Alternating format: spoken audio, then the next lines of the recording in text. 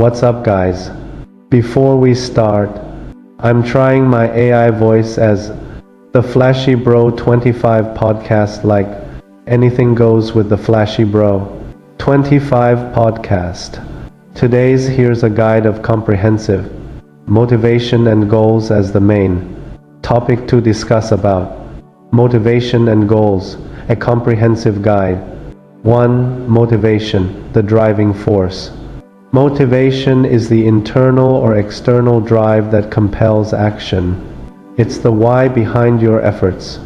Intrinsic motivation comes from within, for example, passion, curiosity, personal growth.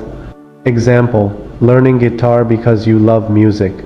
Extrinsic motivation, driven by external rewards or pressures, for example, money, recognition, deadlines. Example, working overtime for a bonus. 2. Goals, your roadmap to success. Goals are specific, measurable targets that give direction to your efforts. Short-term goals, achievable in days or weeks, for example, finishing a project phase. Long-term goals span months or years, for example, earning a degree, starting a business. 3. How motivation and goals work together. SMART goals enhance motivation by being specific, immeasurable, achievable, are relevant, time-bound. Example, save $5,000 in 12 months via save money. Align with values, goals rooted in personal values, for example, family, creativity, sustain motivation, progress tracking, small wins, for example, completing a daily task boost morale and momentum. 4. Strategies to stay motivated. Break down goals. Divide big goals into smaller, manageable steps. Visualize success. Imagine achieving your goal to reignite passion. Reward yourself. Celebrate milestones, for example, treating yourself after a milestone. Accountability. Share goals with a friend or use apps to track progress. 5. Overcoming challenges. Procrastination. Start with a 5-minute task to build momentum. Burnout. Balance effort with self-care, for example, rest, hobbies. Flexibility. Adjust goals if circumstances change, for example, pivoting career plans. 6. The role of habits. Build routines that support your goals. Morning routines for productivity. Daily practice for skill-based goals, for example, coding, writing. Key takeaway: motivation fuels action, while goals provide direction. Pair SMART goals with intrinsic drivers, celebrate progress, and stay adaptable to thrive long-term. Obsessed. You must be obsessed if you want to win. You must be obsessed with the goal, the journey, the outcome, the experience, the rejections, the resilience, the grit. And throughout that journey, as you hit these micro wins, celebrate them and then lock back in. Welcome to the Bedros Keuilian Show. Hey guys, welcome to the Bedros Keuilian Show. I'm Bedros Keuilian, and before I kick off this episode, I've got an ask of you and I've got an invitation for you. First, the invitation. Bedros Keuilian Live is taking place on May 31st in beautiful Anaheim, California. We've got attendees coming out from 13 different countries. So if you want to make more money, you want to grow that business, you want to scale it, you want to build your brand, and you want higher levels of meaning and self-mastery, and you want an awesome experience in your human journey, then you might want to join us at BK Live, where you're going to be able to surround yourself with like-minded winners. The second thing that I'm going to ask you is this. If you're watching this on YouTube, understand that 74% of you watching this right now are not subscribed. If I'm adding any value to your life, if this is helping you transform and change and getting you to think about how you can level up in life, please do me a favor and do these two things. 1, subscribe, and 2, share this episode so that we can get more people on board with changing and transforming to their highest self. So without further ado, let's kick off this episode. Today, I want to talk to you guys about something that I think is pretty meaningful, which is if you are tired of being a loser, I think I've got an episode that's going to help you. In fact, I know I've got an episode that's going to help you because I believe most people are tired of being a loser. What I mean by that is you probably have big goals and dreams, but all the distractions around you are keeping you in a place of loserville, right? And if you think like, man, winners are born in a certain way. Winners have some kind of special pedigree that I don't. The truth is, there's nothing special about winners that you don't have. The only difference is winners spent more time dealing with rejection, doing hard things, and being in a position where they had to exercise resilience, focus, and discipline over and over again. It was a very specific choice that winners made. And so once I explained to you how winning in life and in business is formulaic, you're going to be blown away, and then you're going to use this step-by-step process that I have for you to win in any category of life, in your business life, in your health life. If you want to finally get fit, have abs, get jacked, or in a relationship, you're going to be able to win. But first, you have to put away your loser habits, beliefs, and behaviors. And quite honestly, I think for a lot of people, that's the hardest thing. And so let's dive into this. Here's the deal. What do losers do? Because I think if you could start by saying, what does a loser do? Because if you can identify what a loser does in their life, you just kind of do the opposite and you get to where you want to be, right? Well, losers typically hit the snooze button in the morning. They don't just jump out of bed. They grab their phone and they start screen sucking off social media. They tend to procrastinate in life. They put things off. They don't put any definitive date to anything they're doing. So they just kind of kick the can of desire and ambition down the road. They'll have no structure in their day whatsoever. In fact, structure and scheduling things are just kind of non-existent in a loser's life. And if this is like, you're like, oh my God, dude, it's like you're looking directly into my life, then you, my friend, might be operating as a loser. And I share this with you because so many times you have this misconception that winners are something special, that they're part, like I said, a part of a pedigree. And that's not the truth, man. Not at all. But you are living like a You don't have the structure. You're procrastinating in life. You're screen sucking first thing in the morning. You're hitting the snooze button instead of getting up and dominating your day, right? You treat your body like a dumpster. You just, you'll put energy drinks, coffee, all types of bullshit in, bagged processed foods, even before you drink any water. So think about that. The thing that your body's looking for first thing in the morning is water, yet you're putting either energy drinks, coffee, or processed bagged foods into your pie hole, and you're treating your body like a dumpster, and therefore it is operating like a dumpster, slow, sluggish, unorganized, and unstructured, right? And of course, what else do losers do? Well, they don't have goals. They have these like kind of vague dreams, but they don't have goals. And they're really good at settling for mediocrity and then making excuses. Well, I'm like all my friends. Well, guess what, motherfucker? If all your friends are losers, do you have to be like them?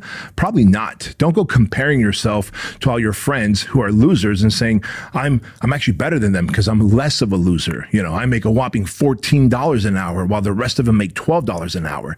You get what I'm saying, right? So when you're celebrating mediocrity and you think like that's okay, that is accepting being a loser in your life. And of course, a lot of losers, they operate from a place of fear and doubt, right? Well, what if this goes wrong? Like, what if I try and live my dreams and this goes wrong? Or what if I try and do this and it doesn't work out? Doubt, right? Okay, so you do something and it doesn't work out, you fail, and then you get back up and you do it over again. And you learned one way that doesn't work, maybe this next way will work.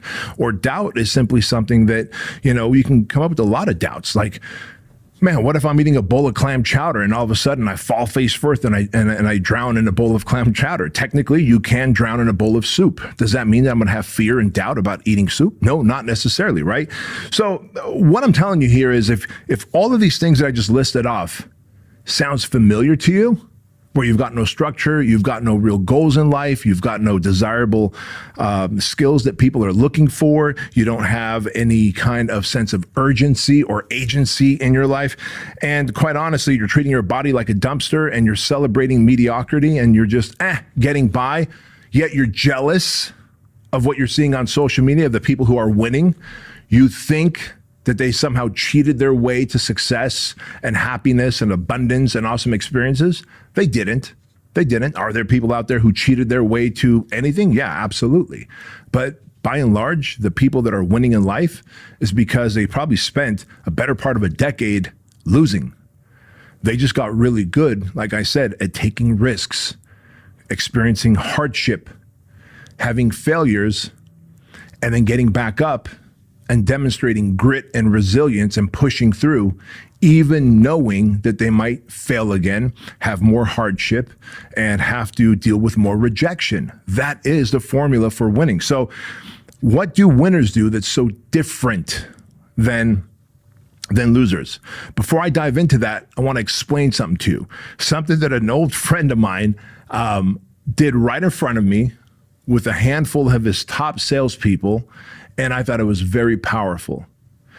This happened in 2011. So we were in the depth of the 2008 housing market crash. 2011, the unemployment rates was through the roof.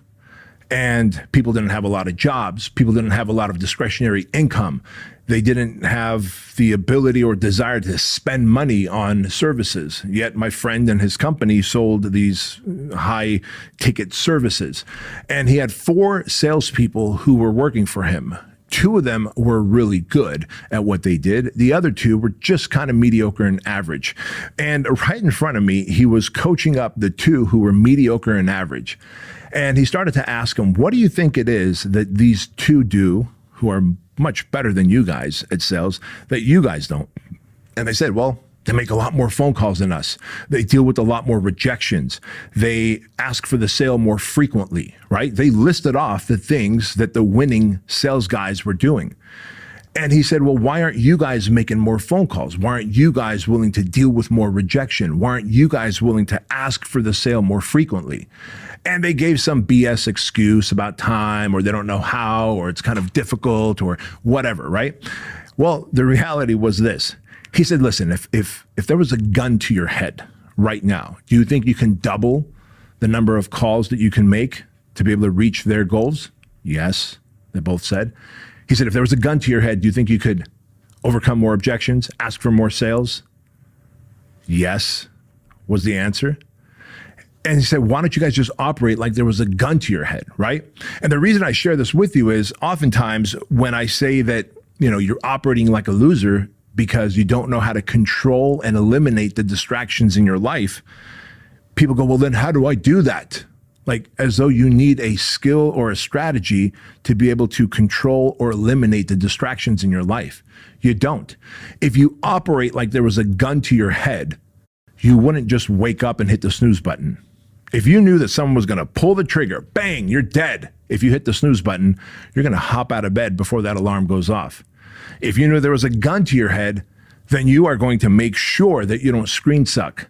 You're going to make sure that you drink your water and not eat the processed foods and the energy drinks and coffee. You're going to make sure that you have some kind of goal with a definitive date attached to it. You're going to make sure that you get up every day and you work towards those goals by taking micro steps towards achieving those goals in life, right? You're going to make sure that you treat your body like a temple and not a fucking dumpster if there was a gun to your head. All of a sudden, you have impulse control. All of a sudden, you know how to avoid distractions. All of a sudden, you have this magical ability to stay focused. Why? Because you're going to operate like there's a gun to your head. That is what separates winners from losers, my friend. See, not a lot of people will tell you this, but winners put so much pressure on themselves. It's the metaphorical gun to the head that will get you to do the things that you ought to do. Now, in the beginning, you might have to operate like there's a gun to your head when you're trying to push through being a loser, because the inertia of being a loser is very strong. The temptation to screen suck, to eat food that's bad for you but tastes delicious, to not get out of your mom's basement and living like a fucking vampire in a dark, dank bedroom or basement. All of those temptations are great, but what if you actually combed your hair? What if you brushed your teeth? What if you hopped out of bed? What if you actually focused on a task list that you made the night before, and then you attack that task list because you metaphorically assume that someone's got a gun to your head? This is how winners think, my friend. And if you go, well, man, that sounds too extreme, my rebuttal to you is that the extreme lifestyle that you're living of having gelatinous titties and stretch marks around your love handles and being just massively degenerating your body, like that's extreme, don't you think? It's extreme that you should be a formidable man, that you should be someone who's lean and athletic, who's intelligent and well-spoken, who has the means and the ability to manage his finances, who carries some level of emotional intelligence, but you lack all of that and you're a man-child, right? You're still living off of impulsive desires instead of very predictable duties, right? As a man, you have to outline, what are my duties? And your duty is to attack your goals, to chase your dreams, to set dates and deadlines that you want to achieve these. And these dates and deadlines must become non-negotiable for you.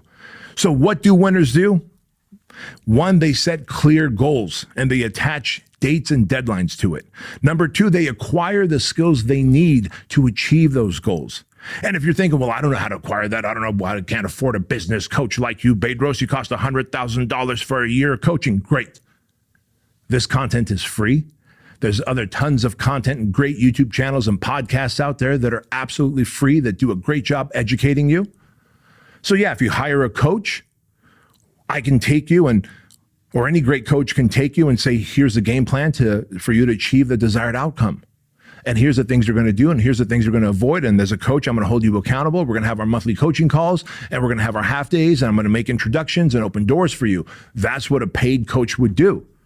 But in the absence of paying a coach to do that, you must be the one that holds yourself accountable. You must be the one that creates the structure for yourself. You must be the one that has to go out there, listen to the podcast episodes, read the books, buy the courses, watch the free YouTube videos, and curate the information you need to develop the skills that are needed to achieve those goals, right? The difference between winners and losers is not primarily about innate talent, fortunate circumstances, or passive support from others. It's about mindset, habits, and effective responses to the challenges life presents. Below is a concise analysis of crucial distinctions among them. On mindset, winners focus on continuous growth and believe that effort generates improvement. Embrace challenges as unique opportunities to learn and develop. Engage in long-term planning. What can I gain from this? Losers, fixed mindset, believe in limited abilities. I am just not good at this. Motivation and goal. Avoid challenges to preserve their ego's security. Maintain a short-term focus. This is too hard. Why should I even try? 2. Response to failure. Winners see failure as a valuable feedback opportunity, not a final status. Analyze mistakes, implement adjustments, and commit to attempting again. Persist even when things do not go well. Losers take failure personally, e.g., I am a failure. Show up easily or blame others for their downfalls. Unintentionally let setbacks define their journey. 3. Habits and discipline. Winners establish consistent routines, e.g., daily practice goal-oriented planning. Prioritize tasks that align with their objectives. Preserve discipline even when motivation wanes. Losers rely more on fleeting motivation or other excuses. Lack of structure or lacking accountability for their actions. 4. Attitude toward others. Winners celebrate others' achievements as well as collaborate as needed. Seek mentors and learn from constructive feedback. Take responsibility for their actions and choices. Losers resist celebrating others' success or compete in a destructive manner. Disregard feedback or unfairly perceive it as personal. 5. Focus and vision. Winners stay focused on solutions and actionable steps. Visualize success, creating a plan that moves forward. Adapt to obstacles that arise. Losers delude or prioritize distractions, e.g., online content comfort, causing them to lack structure. Lack clarity or become overwhelmed by the bigger picture. Stick to rigid, unproductive plans even when they don't work. 6. Self-talk. Winners utilize empowering language, e.g., I can achieve it. Use positive affirmations, e.g., I am capable. Losers use negative self-talk, e.g., I can't do it. I am terrible. Implement negative self-talk with self-handicapping, e.g., why can't I? Neglect constructive feedback and self-improvement. The difference between winning and losing is not quitting. The good news? These traits are learner. Shift your mindset, adopt winning habits, and focus on progress, not perfection.